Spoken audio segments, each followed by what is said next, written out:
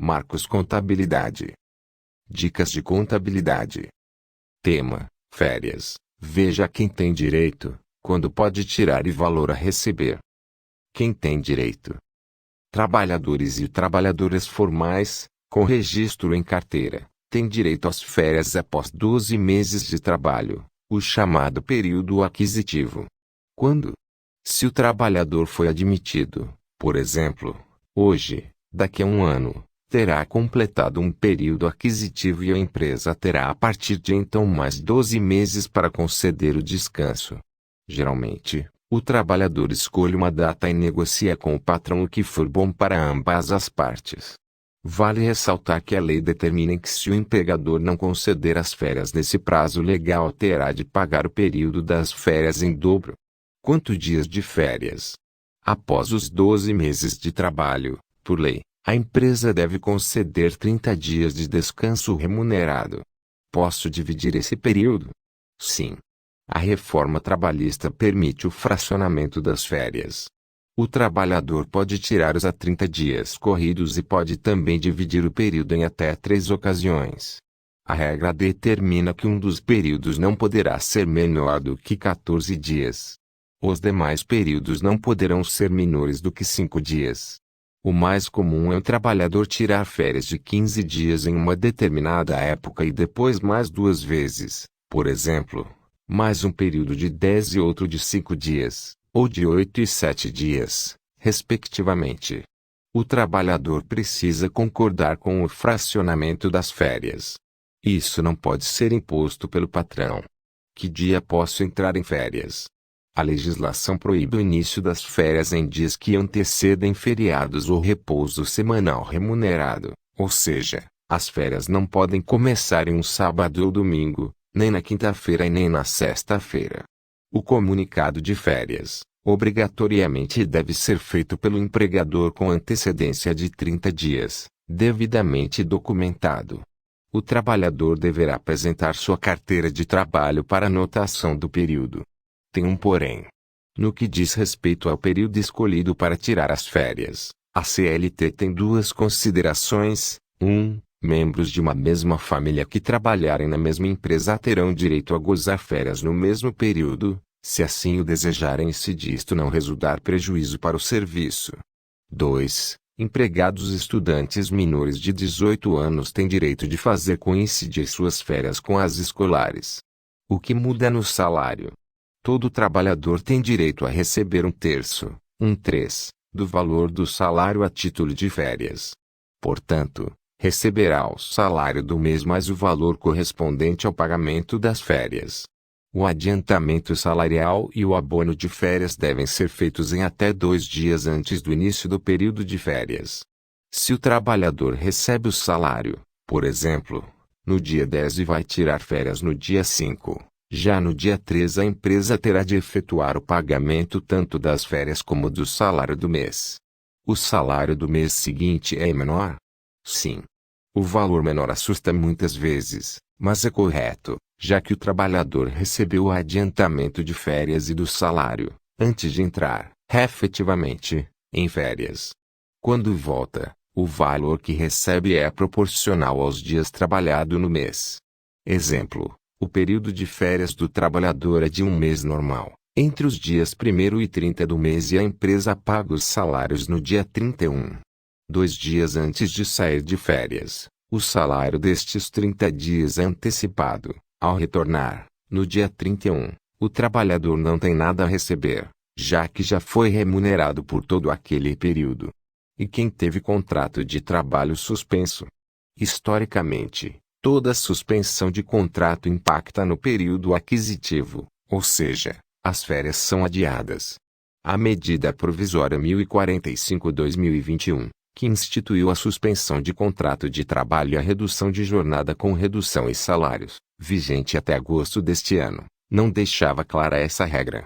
O advogado Fernando José Hirsch, do escritório LBS Advogados, explica que por um lado, há uma nota técnica da Secretaria Especial de Previdência e Trabalho do Ministério da Economia, NT 51.522/2020, que afirma que sim, ficam suspensas as férias durante o período a contagem do período aquisitivo. Mas, por outro lado, ele diz, há um parecer do Ministério Público do Trabalho, MPT, no sentido de garantir os direitos às férias, sem considerar a suspensão de contrato de trabalho. Na prática, assim como no ano passado, empresas estão aplicando com frequência a suspensão do período aquisitivo. E quem teve redução de jornada? Para quem teve redução de jornada de trabalho com redução salarial, o período de vencimento continua o mesmo, sem prejuízo do salário. Contrato intermitente tem direito a férias? De acordo com o parágrafo 1 graus do artigo 142 da Consolidação das Leis do Trabalho, CLT, quando o salário for pago por hora e com jornadas variáveis, será apurada a média do período aquisitivo, aplicando-se como valor do salário na data da concessão das férias. Não quero férias. Posso vender? Pode, mas somente até 1/3 do período, ou seja, 10 dias. O cálculo para saber o valor é simples. Basta pegar o salário, dividir por 30 e multiplicar pelo número de dias que o trabalhador quer vender. Exemplo, o salário é de R$ 3.000 e o trabalhador quer vender os 10 dias, R$ 3.000 30 dias, igual aos R$ 100 x 10 dias, total R$ 1.000. O valor de 1/3 sobre férias, citando nesta matéria, também incide neste caso. No exemplo acima, férias tiradas, 20 dias, igual a R$ 2.000 mais 1/3 desse período igual a R$ 666. 66, total de R$ 2.666. Além desse valor, recebe mais R$ 1.000, referentes aos 10 dias trabalhados mais 1/3 sobre esse valor, total de R$ 1.332. Fui demitido. Tenho direito?